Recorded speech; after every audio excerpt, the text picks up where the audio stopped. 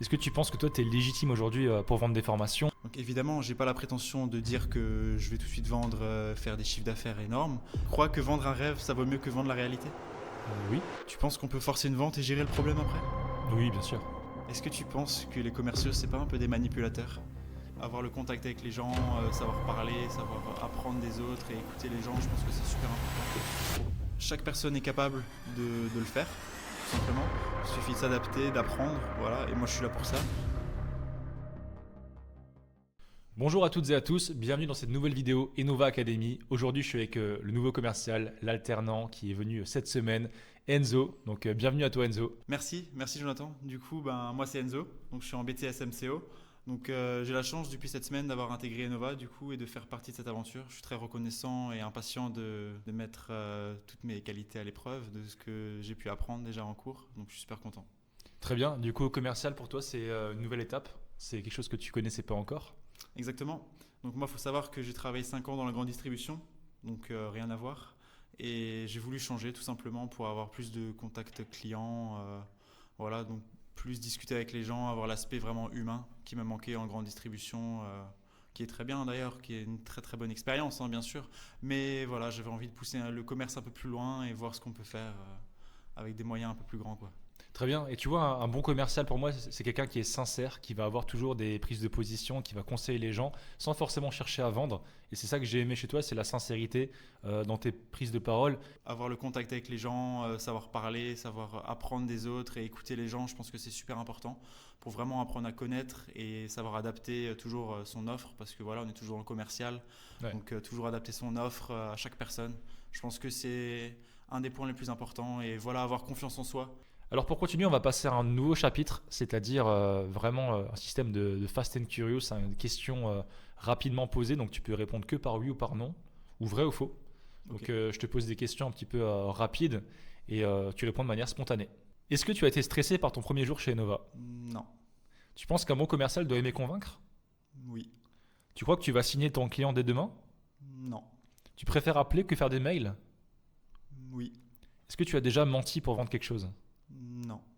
Est-ce que tu penses que vendre une formation, c'est plus difficile qu'un produit physique? Non. Est-ce que les gens dans les bureaux sont des glandeurs? Ah, celle-là, on l'entend souvent, celle-là. Non, je pense pas, non, pas du tout. Tu penses qu'il faut être drôle pour vendre? Ça fait partie. Tu préfères écouter ou parler? Écoutez, Tu es prêt à prendre 10 refus pour un oui? bien sûr, Est-ce que tu crois que tu vas nous surprendre? j'espère. Ok. Et finalement, c'est quoi ton but ultime dans 5 ans? En 10 ans, tu te vois où? C'est quoi ton idée? Moi, dans 5 ans, je me vois toujours en Innova, en faisant partie quasiment des premiers à avoir fait avancer le projet. Et tout simplement faire partie de l'équipe, voilà. Donc continuer sur cette lancée, sur cette belle lancée qu'on a commencée. Et à tes côtés, John. Ok, super. Mais franchement, je serais super heureux si on continue encore comme ça et qu'on développe comme c'est prévu de le faire. Tu as très bien répondu aux questions. Bravo, c'est pas évident.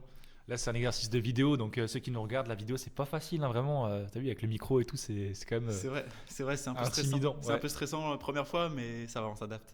Très bien, bah écoute, chez Nova, tu as vu, on a redéfini un peu les cibles aussi. Maintenant, on est vraiment basé sur 3 cibles types avec les commerçants.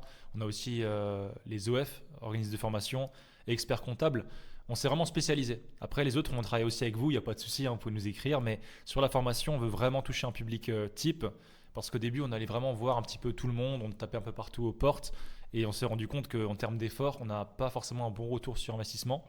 Donc si maintenant on cible mieux nos prospects, et que derrière on a une offre adaptée à leur profil, bah forcément c'est là qu'on peut faire mouche. On a commencé début de semaine ensemble et je t'ai emmené un peu sur les formations pour les créateurs d'entreprise.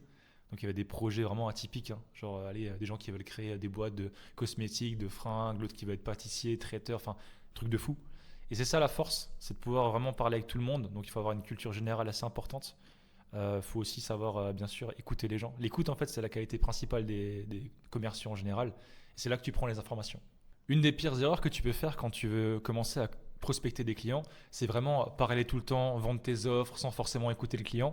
Et si un jour tu arrives plutôt à écouter, à être dans la retenue, en général on dit qu'il faut laisser parler 80% du temps la personne en face. À ce moment-là, tu vas commencer à cerner les besoins et vraiment être dans le vrai quand tu vas commencer à vendre tes produits. Forcément, LinkedIn, tu as créé un profil aussi, j'ai vu, hein. Bien sûr, profil pour m'adapter à Innova, bien sûr, faut Ouais. mettre à jour, évidemment. On mettra les liens en description aussi, Ouais, vous allez voir Enzo Denis, mais ouais, très bien. connectez-vous avec lui, hein, Il est tout nouveau sur LinkedIn, Ouais. mais je pense que Je viens d'arriver, venez vous abonner avec plaisir.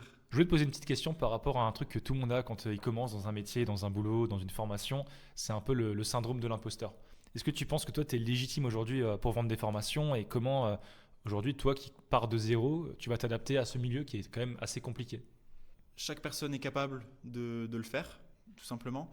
Il suffit de s'adapter, d'apprendre, voilà. Et moi, je suis là pour ça. Donc, évidemment, j'ai pas la prétention de dire que je vais tout de suite vendre, faire des chiffres d'affaires énormes, mais je pense que je suis capable d'apprendre et d'exercer au bout d'un moment et d'être compétent dans mon métier, ouais, bien sûr.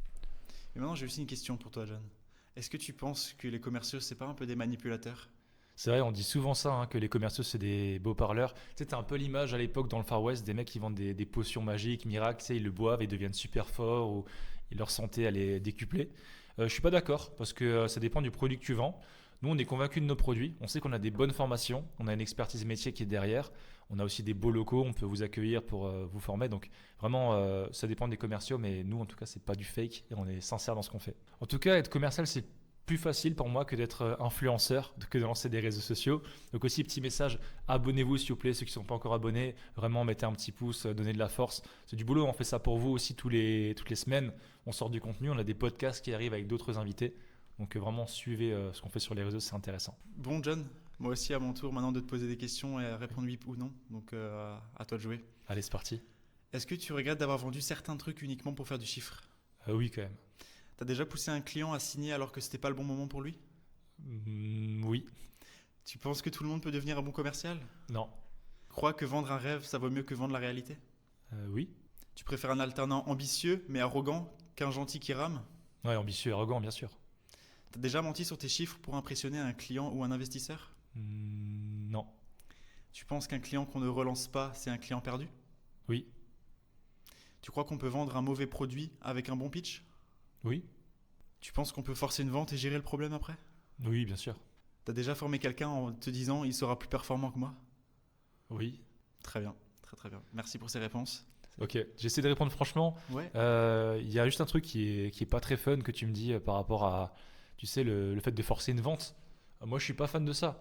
À l'époque, tu sais, j'ai commencé avec mes parents aussi. On faisait du commerce, donc on vendait des produits, des portefeuilles et tout. On faisait souvent des ventes à des personnes. Et des fois, il y avait des petites mamies qui venaient et elles me disaient, écoutez, moi, je vous achète votre produit, mais prenez mon portefeuille, prenez l'argent dedans et puis sortez les billets. Moi, j'y comprends rien, tout ça, quoi. Donc là, j'aurais pu hein, faire n'importe quoi, mais j'ai quand même des principes dans la vie. Je m'y tiens et je veux quand même rester quelqu'un d'honorable, de sérieux. Après, bien sûr, si tu dois forcer une vente pour encaisser un gros chèque, c'est toujours tentant de le faire. Mais derrière, si tu forces ça, les gens se rendent compte rapidement et tu perds la confiance. C'est Donc la vrai. confiance, c'est le plus important dans la vente. La confiance, c'est les briser, il n'y a aucune vente qui peut se faire.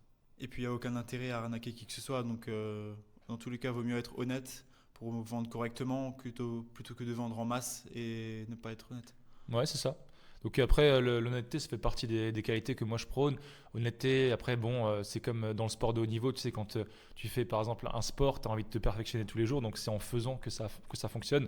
J'ai dit plusieurs fois sur cette chaîne, mais l'idée c'est qu'on passe pas trop de temps à peaufiner nos offres, même si on l'a fait pendant assez longtemps, qu'on aille maintenant tester, on aille voir les résultats concrètement, qu'on prenne ce genre 50 000 refus, ça me dérange pas, mais qu'à chaque fois qu'on apprenne de nos erreurs et qu'on aille proposer autre chose. C'est ça, en fait, il faut se remettre en question tout le temps.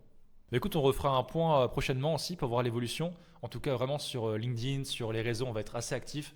Merci beaucoup pour votre écoute. Abonnez-vous et sur ce, ciao, à très bientôt. Merci, à bientôt.